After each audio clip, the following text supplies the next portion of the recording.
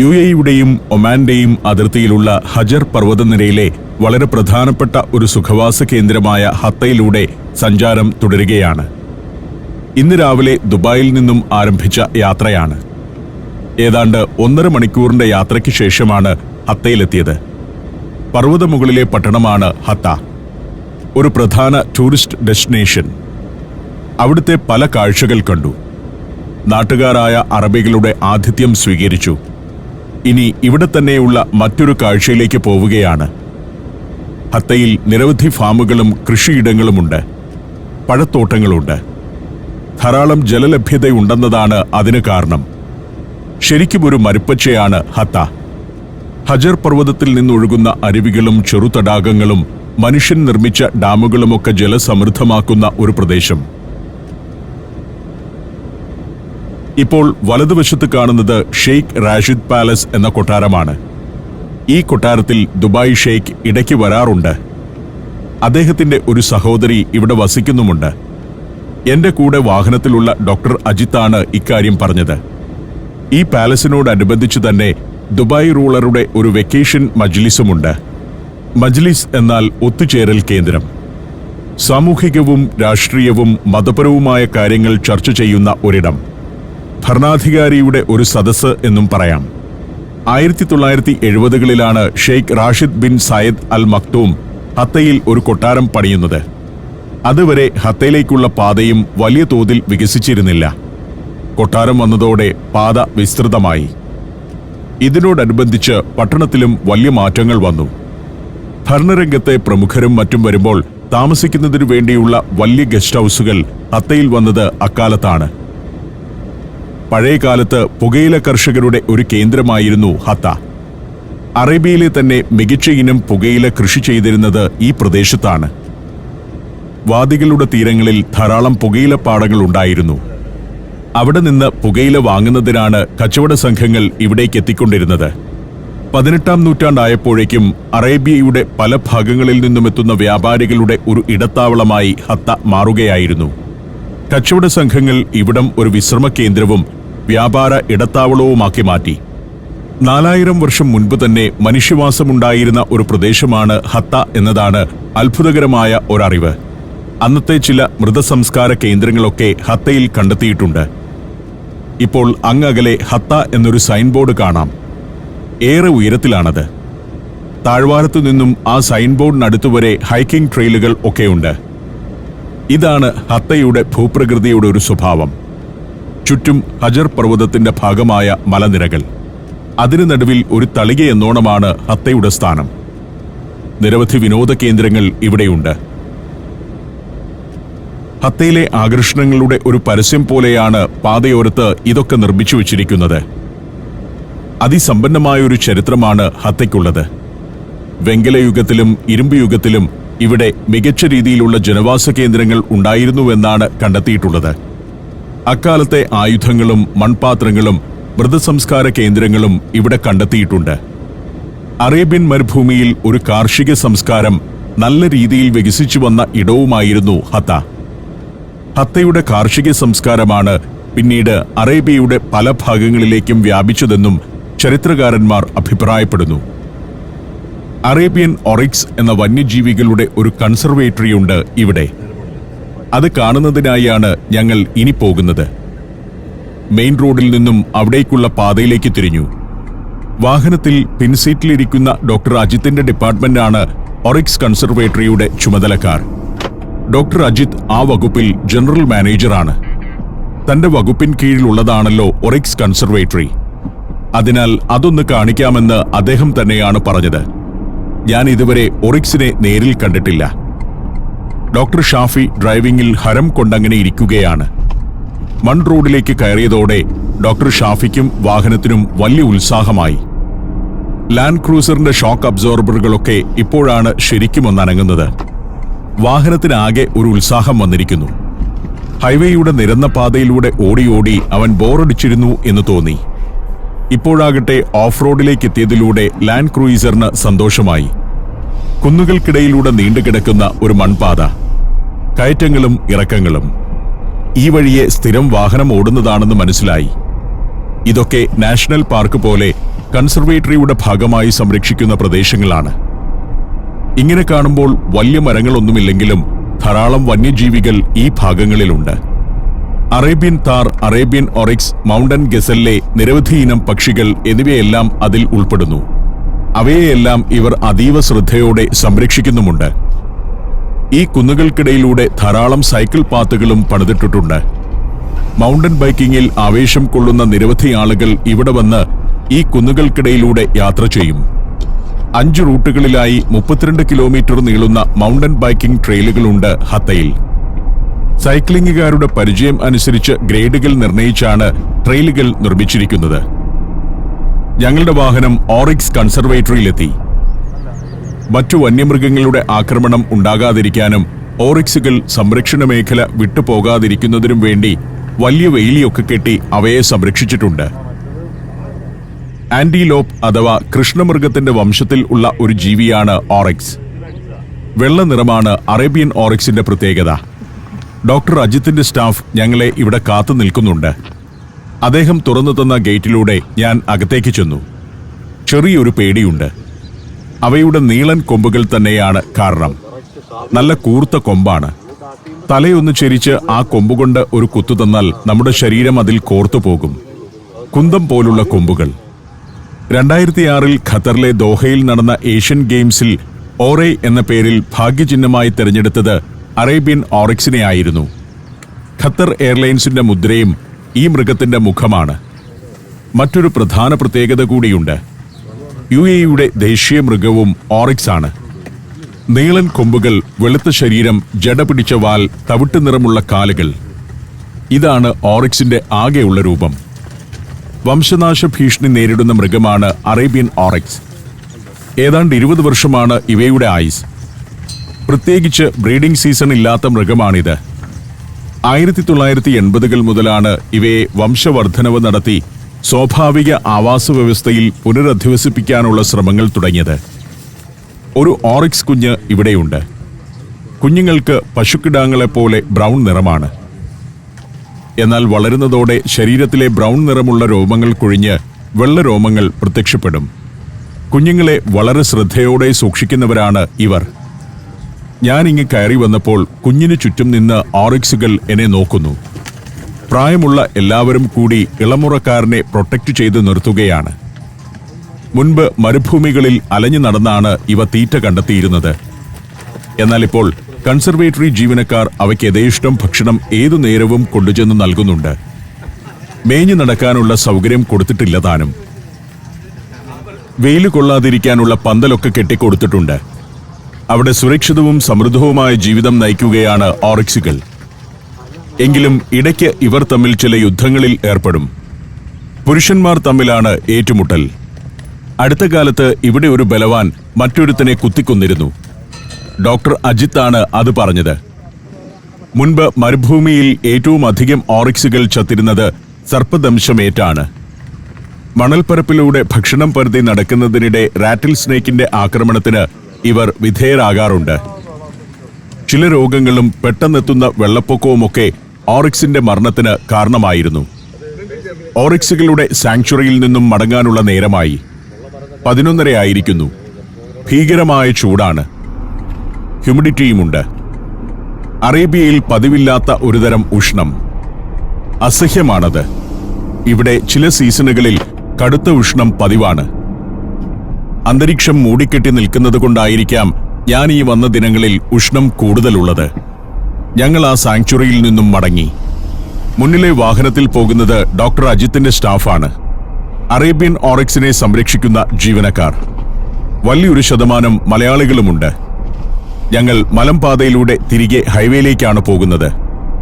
ഞങ്ങൾ കണ്ടതുകൂടാതെ ഈ പ്രദേശത്ത് ദുബായ് ഷെയ്ഖിന്റെ മറ്റൊരു വലിയ കൺസർവേറ്ററി ഉണ്ട്. ഓറിക്സുകളുടെ മാത്രമല്ല, പലയിനം മൃഗങ്ങളെ സംരക്ഷിക്കുന്ന ഇടമാണത്. ദുബായ് ഭരണാധികാരിയുടെ നേരിട്ടുള്ള നിയന്ത്രണത്തിലുള്ളതാകയാൽ അവിടെ കയറി ഷൂട്ട് ചെയ്യാൻ അനുമതി ലഭിക്കില്ല. വലിയ സെക്യൂരിറ്റിയുള്ള ഒരു കേന്ദ്രവുമാണ്. എനിക്കും ഡോക്ടർ ഷാഫിക്കും ഒമാനിലേക്കുള്ള യാത്ര തുടരേണ്ട നേരമായി. ഇനി ഹത്തയിൽ അധിക സമയം ചെലവഴിക്കുന്നില്ല. ഒമാനാണല്ലോ ഞങ്ങളുടെ പ്രധാന ലക്ഷ്യസ്ഥാനം. ഇവിടെ നിന്നും ഇനി 8 കിലോമീറ്റർ കൂടി പോയാൽ UAE ഒമാൻ ബോർഡറിലെത്തും. ഞങ്ങളെ അതിർത്തി വരെ അനുഗമിക്കാം എന്ന് പറഞ്ഞ് ഡോക്ടർ അജിത് ഇപ്പോഴും കൂടെയുണ്ട്. മനോഹരമായ താഴ്വാരം, ഫലവൃക്ഷങ്ങളുടെയൊക്കെ കൃഷി നടക്കുന്ന ഇടം. ഇവിടെ ഒരു മോസ്ക് ഉണ്ട്, ഉബൈദ് മോസ്ക്. 14,000-ഓളം ആളുകൾ വസിക്കുന്ന പട്ടണമാണ് ഹത്ത. ഇന്ത്യയിലെ 13 സംസ്ഥാനങ്ങളിലൂടെയുള്ള സഞ്ചാരം ഇപ്പോൾ പെൻഡ്രൈവിൽ ലഭിക്കുന്നു. ചരിത്രവും ഐതിഹ്യങ്ങളും യഥാർത്ഥ ജീവിതവും ഒത്തുചേരുന്ന ഇന്ത്യൻ കാഴ്ചകളുടെ ഈ അസുലഭ ശേഖരം സ്വന്തമാക്കാൻ 99544422 എന്ന നമ്പറിലേക്ക് ഇന്ത്യ എന്ന് SMS ചെയ്യൂ. ഇപ്പോൾ വലതുവശത്ത് ഒരു ജലസംഭരണി കാണാം. ഇവിടുത്തെ സുഹൈല ഡാമിന്റെ റിസർവോയർ ആണത്. അതിന്റെ അങ്ങേക്കരയിൽ ഒരു ചെറു ഗ്രാമവുമുണ്ട്. സുഹൈല എന്നാണ് ഈ പ്രദേശം മൊത്തത്തിൽ അറിയപ്പെടുന്നത്. ഇങ്ങനെ നിരവധി ഡാമുകളും റിസർവോയറുകളുമൊക്കെയുണ്ട് ഈ മേഖലയിൽ. ഔട്ട്ഡോർ ആക്ടിവിറ്റികളുടെ ഒരു പ്രധാന കേന്ദ്രമാണ് ഡാമുകളും അവയുടെ പരിസരവും. മലമടക്കുകൾക്കപ്പുറം പല പല ചെറുഗ്രാമങ്ങൾ, ഒരു മയവുമില്ലാത്ത ഊഷര പർവ്വതങ്ങളാണ്. അതെല്ലാം പിന്നിട്ട് മുന്നോട്ടു പോകുമ്പോൾ വഴിയോരത്ത് ഒരു ബോർഡ്. 500 മീറ്റർ കൂടി ചെന്നാൽ ചെക്ക് പോസ്റ്റിൽ എത്തുമെന്നാണത്. മുന്നിൽ കാണുന്നത് UAEയുടെ കസ്റ്റംസ് ചെക്ക് പോയിന്റ് ആണ്. ഇനി കുറേ ദൂരം വലിയ സെക്യൂരിറ്റിയുള്ള മേഖലകളാണ്. ആദ്യം UAEയുടെ കസ്റ്റംസ് ചെക്ക് പോയിന്റ്, അത് കഴിഞ്ഞാൽ ബോർഡർ ചെക്ക് പോസ്റ്റ്. അപ്പം ഈ ശല്യം ഇവിടെ തീരുകയാണ്. ഇവിടെ നിന്ന് ഡോക്ടർ അജിത്തും സംഘവും മടങ്ങുകയാണ്. തിരിച്ചു വരുമ്പോൾ പറ്റുമെങ്കിൽ വീണ്ടും കാണാമെന്നും പറഞ്ഞു. ഇന്ന് അദ്ദേഹത്തെ കിട്ടിയത് വളരെ സൗകര്യപ്രദമായി. അദ്ദേഹമില്ലായിരുന്നെങ്കിൽ രാവിലെ പല കാഴ്ചകളിലേക്കും പോകാനാവില്ലായിരുന്നു. മറ്റു മലയാളി സുഹൃത്തുക്കളും യാത്ര പറഞ്ഞു. ഞങ്ങളിപ്പോൾ ബോർഡർ പ്രദേശത്ത് എത്തിയിരിക്കുന്നു. ചെക്ക് പോയിന്റ് അടുത്തതിനാൽ പാതയുടെ ഇരുവശവും വലിയ വേലി കെട്ടി സംരക്ഷിച്ചിട്ടുണ്ട്. ഒമാനിൽ നിന്നും പലപ്പോഴും UAEയിലേക്ക് കള്ളക്കടത്ത് നടക്കാറുണ്ടത്രേ.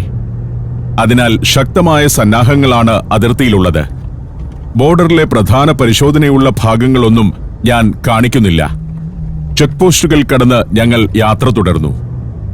ഡോക്ടർ ഷാഫിക്കും എനിക്കും UAEയിൽ റെസിഡൻഷ്യൽ പെർമിറ്റ് ഉണ്ട്. അതുകൊണ്ട് തന്നെ ഒമാനിലേക്ക് പോകാൻ വിസ വേണ്ട. UAE റെസിഡൻസിന് അങ്ങനെ ഒരു ആനുകൂല്യമുണ്ട്. എനിക്ക് UAEയുടെ ഗോൾഡൻ വിസയുണ്ട്. റെസിഡൻഷ്യൽ പെർമിറ്റ് കൂടിയാണ് അത്. 10 വർഷം UAEയിൽ താമസിക്കാം. ഇക്കാണുന്നതാണ് UAEയുടെ ചെക്ക് പോസ്റ്റ്. ഇവിടുത്തെ ചടങ്ങുകൾ ഷൂട്ട് ചെയ്യാൻ പാടില്ല. പരിശോധനകൾ കഴിഞ്ഞു. കാര്യമായ പരിശോധനയൊന്നുമില്ല. അവിടെ നമുക്ക് പാസ്പോർട്ട് ഒന്ന് കാണിച്ചാൽ മതി. പക്ഷേ ഒമാനിൽ വണ്ടിയിൽ നിന്നിറങ്ങി പരിശോധനകൾ ഉണ്ടായിരുന്നു, എയർപോർട്ടിലെ ഇമിഗ്രേഷൻ പോലെ. എങ്കിലും വളരെ സുഗമമായി അവിടം കടന്നു.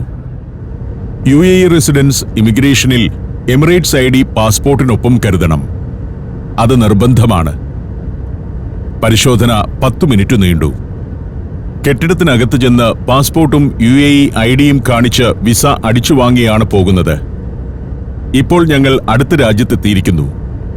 ഈ യാത്ര ഒമാനിലൂടെയാണ്. പണ്ട് ചെക്ക് പോയിന്റ് ഉണ്ടായിരുന്ന സ്ഥലങ്ങളും മറ്റും ഇവിടെ കാണാം.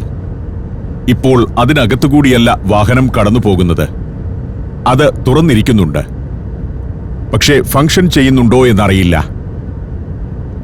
ഒമാനിലെ അൽ വജാജ എന്ന പ്രദേശത്തുകൂടിയാണ് കടന്നു പോകുന്നത്. ബോർഡർ പിന്നിട്ടാൽ ഇനി 320 കിലോമീറ്റർ യാത്ര ചെയ്യണം മസ്കറ്റിലെത്താൻ. ഏകദേശം 3.5 മണിക്കൂറിന്റെ യാത്ര. ഇപ്പോൾ ഷിനാസ് എന്ന പട്ടണത്തിലേക്ക് കയറുന്നു. അവിടുത്തെ വൊക്കേഷണൽ സ്കൂളും university of applied science and ടെക്നോളജിയും ഒക്കെയാണ് അപ്പുറം കാണുന്നത്. UAE അതിർത്തിയോട് ചേർന്ന് കിടക്കുന്ന ഒമാന്റെ വലിയ പട്ടണമാണ് ഷിനാസ്. 54,000 ആളുകൾ വസിക്കുന്നുണ്ട് ഈ പട്ടണത്തിൽ. ഷിനാസിന്റെ പ്രാന്തപ്രദേശത്താണ് യൂണിവേഴ്സിറ്റിയും വലിയ വിദ്യാഭ്യാസ സ്ഥാപനങ്ങളുമൊക്കെ കണ്ടത്. ഇതെല്ലാം ഷിനാസ് പട്ടണത്തിന്റെ പ്രാന്തഭാഗങ്ങളാണ്. ഒരു താഴ്വാര പട്ടണമാണ് ഷിനാസ്. ഹജർ പർവ്വതം പിന്നിട്ട് ഞങ്ങൾ താഴ്വാരത്തേക്ക് എത്തിയിരിക്കുന്നു. ചരിത്രപരമായി പ്രാധാന്യമുള്ള ഒരു പട്ടണം കൂടിയാണ് ഷിനാസ്. പുരാതന കാലത്ത് ഒരു കച്ചവട കേന്ദ്രമായിരുന്നു ഇവിടം. ഔദ്യോഗികമായി ഷിനാസിന്റെ കവാടം ഈ മുന്നിൽ കാണുന്നതാണ്. ഇത്തരം ഗംഭീരമായ എൻട്രൻസുകൾ ഒമാനിലെ മിക്ക പട്ടണങ്ങളിലുമുണ്ട്. നൂറ്റാണ്ടുകൾക്ക് മുൻപ് മുതൽ ഇന്ത്യയുമായി വാണിജ്യബന്ധം നിലനിന്നിരുന്ന ഒരു പ്രദേശമാണ് ഷിനാസ് എന്നതാണ് മറ്റൊരു പ്രത്യേകത. ഷിനാസിൽ നിന്നും ബോംബെയിലേക്ക് ചരക്കുമായി കപ്പലുകൾ എത്തിയിരുന്നു. ഇന്ത്യയിൽ നിന്നുള്ള പായ്ക്കപ്പലുകൾ ഷിനാസിലും വന്നെടുത്തിരുന്നു. ഇവിടെയും ധാരാളം മലയാളികൾ ജോലി ചെയ്യുന്നു. പക്ഷേ ഇപ്പോൾ ചെറിയൊരു പ്രശ്നമുണ്ട്. സമ്മറിൽ ഉച്ചയ്ക്ക് 12 മണി കഴിഞ്ഞാൽ പിന്നെ ആരെയും പുറത്തു കാണില്ല. ഷിനാസ് പട്ടണം പിന്നിടുമ്പോൾ വഴിയരികിൽ ഒരാൾ മാമ്പഴം വിൽക്കാനിരിക്കുന്നത് കണ്ടു. വണ്ടി അവിടെ നിർത്തി ഞങ്ങൾ ഇറങ്ങിച്ചെന്നു. വെറുതെ ഇവിടമൊന്ന് കാണാമെന്ന് കരുതിയാണ് ഇറങ്ങിയത്. നല്ല പച്ചപ്പുള്ളൊരു പ്രദേശമാണ്. ഒരിടത്ത് ഒരാൾ പുല്ല് വെട്ടിക്കൊണ്ടിരിക്കുന്നുണ്ട്. ഡോക്ടർ ഷാഫി അദ്ദേഹത്തോട് കുശലം പറയാൻ ചെന്നു. ആൾ ബംഗ്ലാദേശുകാരനാണ്. പുല്ല് വെട്ടിയെടുത്ത് വഴിയരികിൽ കൂട്ടിയിട്ടിട്ടുണ്ട്. ഞങ്ങൾ അവിടെ നിന്നും യാത്ര തുടർന്നു. ഇപ്പോൾ സൊഹാർ എന്ന പട്ടണത്തിലേക്കാണ് അടുത്തുകൊണ്ടിരിക്കുന്നത്. സൊഹാറിൽ വലിയൊരു തുറമുഖമുണ്ട്. അതൊന്ന് കാണണം. അതിനായി ഹൈവേ മറികടക്കേണ്ടതുണ്ട്. ഒരു അണ്ടർപാസിലൂടെ ഷാഫി കാർ വിട്ടു. സൊഹാറിലെ തുറമുഖം പ്രസിദ്ധമാണ്. അതുകൊണ്ടാണ് അതൊന്ന് കാണാമെന്ന് ഞങ്ങൾ തീരുമാനിച്ചത്. ഇവിടെ എന്തൊക്കെയോ ഫാക്ടറികളും മറ്റുമുണ്ട്. നേരെ പാലത്തിലൂടെ പോകുന്നതാണ് പ്രധാന ഹൈവേ. ഞങ്ങൾ താഴെ ഇറങ്ങി ഹൈവേ ക്രോസ് ചെയ്താണ് ഇപ്പുറം കടന്നിരിക്കുന്നത്. വെൽക്കം ടു സൊഹാർ പോർട്ട് എന്ന ബോർഡ് കണ്ടു. അങ്ങനെ കുറേ ദൂരം ഓടി പോർട്ടിനടുത്തെത്തി. പക്ഷേ ഒരു പ്രശ്നമുണ്ട്. പോർട്ടിലേക്ക് നമ്മളെ കടത്തിവിടില്ല. ചെക്ക് പോയിന്റ് ഒക്കെയുണ്ട്. അതുകൊണ്ട് അവിടം കാണാതെ യാത്ര തുടർന്നു. ഇനി സൊഹാർ പട്ടണത്തിലേക്ക് പോകാനായി തീരുമാനം. സൊഹാർ വളരെ ചരിത്രമുള്ളൊരു പട്ടണമാണ്. പഴയ തുറമുഖ നഗരം. ഒമാന്റെ പുരാതനമായ തലസ്ഥാനങ്ങളിലൊന്നായിരുന്നു സൊഹാർ. ഒമാൻ ഉൾക്കടൽ തീരത്തെ പ്രാധാന്യമാർന്ന ഒരു പട്ടണം. കാർ സൊഹാർ പട്ടണത്തിലേക്കെത്തി. പട്ടണത്തിൽ പഴയ സൂക്കുകളും പുരാതനമായ ഒരു കോട്ടയുമെല്ലാമുണ്ട്. പക്ഷേ പ്രശ്നം നേരത്തെ പറഞ്ഞത് തന്നെ. എല്ലാം അടഞ്ഞുകിടക്കുകയാണ്. വേനൽക്കാലത്ത് ഈ നാടുകളിലെല്ലാം ഉച്ചയ്ക്ക് ഒരു 11:30 എല്ലാ സ്ഥാപനങ്ങളും അടയ്ക്കും. പിന്നെ 4 മണി കഴിയണം അതൊക്കെ തുറക്കാൻ. ഇക്കാണുന്നതും സൊഹാറിലെ സൂക്കാണ്. Old souk. പക്ഷേ അവിടെയൊന്നും ഒരു മനുഷ്യനുമില്ല. ഇത് സൊഹാറിലെ കടൽ തീരമാണ്. കോർണിഷ്. ഈ കടലിന് നേരെ മറുകരയിൽ ഇറാനാണ്. ഇവിടെ നിന്നും ഒരു 380 കിലോമീറ്റർ കടലിലൂടെ സഞ്ചരിച്ചാൽ ഇറാന്റെ തീരത്ത് ചെന്നെത്തും. അപൂർവം ചില മനുഷ്യരെ മാത്രമേ തീരത്ത് കാണുന്നുള്ളൂ. മനോഹരമായി ഒരുക്കിയ ഒരു പ്രൊമനേഡാണ്. നല്ല ബീച്ചൊക്കെയാണ്. വിന്ററിൽ നല്ല കാലാവസ്ഥയായിരിക്കും ഇവിടെ. തണുപ്പ് കാലത്ത് ഇവിടെ ഇങ്ങനെ വന്നിരിക്കാനും നല്ല രസമായിരിക്കും. സൊഹാർ ഇപ്പോൾ ടൂറിസ്റ്റ് കേന്ദ്രം കൂടിയാണ്. നിരവധി സ്റ്റാർ ഹോട്ടലുകളൊക്കെയുള്ള നഗരം. ഈ കാണുന്നത് റെസ്റ്റോറന്റുകളും മറ്റുമാണ്. അതെല്ലാം അടഞ്ഞു തന്നെയാണ് കിടക്കുന്നത്. ഇവിടുത്തെ ഫിഷ് മാർക്കറ്റാണിത്. അതിന്റെ നിർമ്മാണ ശൈലി വളരെ രസകരമാണ്. ഫിഷ് മാർക്കറ്റും അടഞ്ഞാണ് കിടക്കുന്നത്. സൊഹാറിന്റെ തീരഭാഗങ്ങളിലൂടെ ചുറ്റിക്കറങ്ങിയിട്ട് വലിയ കാര്യമില്ലെന്ന് എനിക്കും ഡോക്ടർ ഷാഫിക്കും മനസ്സിലായി. ഇനി നേരെ മസ്കറ്റിലേക്ക് വിടാം. മസ്കറ്റിലെത്തുമ്പോഴേക്കും വൈകുന്നേരമാകുമല്ലോ. വലതുഭാഗത്ത് കാണുന്നത് സർക്കാരിന്റെ ഓഫീസുകളും സ്ഥാപനങ്ങളുമാണ്. ഒമാനിൽ വളരെ വികസിതമായ ഫെസിലിറ്റികളാണ് എല്ലായിടത്തും കാണാനാവുന്നത്. ദുബായിയെപ്പോലെ ആകാശം മുട്ടുന്ന കെട്ടിടങ്ങളില്ലെന്നേയുള്ളൂ. എല്ലാ അടിസ്ഥാന സൗകര്യങ്ങളുമുണ്ട്. ഇപ്പോൾ ഞങ്ങൾ എത്തിയിരിക്കുന്നത് ചരിത്ര പ്രാധാന്യമാർന്ന ഒരു സ്ഥലത്തേക്കാണ്. സൊഹാർ ഫോർട്ടിലേക്ക്. 13-ാം നൂറ്റാണ്ടിൽ നിർമ്മിച്ച കോട്ടയാണ് സൊഹാറിലേത്. അവിടേക്ക് പോകുമ്പോൾ ഇങ്ങനെയൊരു കവാടവും കെട്ടിടവും കാണാം. ഇതിവിടുത്തെ വാലി ഓഫീസാണ്. അറബി നാടുകളിൽ പ്രവിശ്യ ഗവർണർമാരാണ് വാലി എന്നറിയപ്പെടുന്നത്. വാലി ഓഫീസ് പിന്നിട്ട് സൊഹാർ ഫോർട്ടിന്റെ മുന്നിലേക്കെത്തുന്നു. ഇവിടെയും അകത്ത് കയറാൻ പറ്റുകയില്ല. 4 മണിക്ക് തുറക്കുകയുള്ളൂ. അതായത് ഇത്തരം പൊതുസ്ഥാപനങ്ങളെല്ലാം തന്നെ 12 മണിക്ക് അടയ്ക്കും. തുടർന്ന് 4 മണി വരെ വിശ്രമമാണ് എല്ലാവർക്കും. ഞാൻ സൊഹാർ കോട്ടയുടെ പുറത്തുകൂടി ഒന്ന് നടന്നു. അകത്ത് കയറാൻ ഏതായാലും പറ്റില്ലല്ലോ. ഒമാൻ ഉൾക്കടലിലൂടെ വ്യാപാരം ശക്തിപ്പെട്ട കാലത്താണ് 13-ാം നൂറ്റാണ്ടിൽ ഈ കോട്ടയുടെ പണി തുടങ്ങുന്നത്. അക്കാലത്ത് സൊഹാറിലെ തുറമുഖം വളരെ തിരക്കുള്ള ഒരു വാണിജ്യ കേന്ദ്രം കൂടിയായിരുന്നു. 16-ാം നൂറ്റാണ്ടിൽ പോർച്ചുഗീസുകാർ ഈ കോട്ട പിടിച്ചടക്കിയിരുന്നു. പേർഷ്യൻ ഗൾഫിലൂടെയുള്ള വാണിജ്യം നിയന്ത്രിക്കുന്നതിനായി അവർ പല നഗരങ്ങളിലെയും കോട്ടകൾ പിടിച്ചടക്കിയതിന്റെ ഭാഗമായാണ് സോഹാറിലെ കോട്ടയും വരുതിയിലാക്കിയത്. പരമ്പരാഗത ഒമാനി ശൈലിയിലാണ് കോട്ട നിർമ്മിച്ചിരിക്കുന്നത്. മരുഭൂമിയിൽ നിന്ന് ലഭിക്കുന്ന കല്ലുകൾ തന്നെയാണ് പ്രധാന നിർമ്മാണ വസ്തു. 1993-ൽ പ്രവർത്തനം തുടങ്ങിയ ഒരു മ്യൂസിയം ഈ കോട്ടയിൽ ഇപ്പോഴുണ്ട്. ഫോർട്ടിനകത്ത് കയറി കാണാൻ കഴിയാത്തതിന്റെ ഇച്ഛാഭംഗത്തോടെ ഞങ്ങൾ അവിടെ നിന്നും യാത്ര തുടർന്നു. ഇനി നേരെ മസ്കറ്റിലേക്ക് വണ്ടി വിടാനാണ് തീരുമാനം. ഇക്കാണുന്നത് സൊഹാറിലെ മോസ്കാണ്. എല്ലാം അടച്ചിട്ടിരിക്കുന്ന ഒരു സമയമായതുകൊണ്ട് ഇത്തരം കാഴ്ചകളിലേക്കൊന്നും പോകാനാകുന്നില്ല. ഞങ്ങൾ അവിടെ നിന്നും മസ്കറ്റ് ലക്ഷ്യമാക്കിയുള്ള സഞ്ചാരം തുടർന്നു.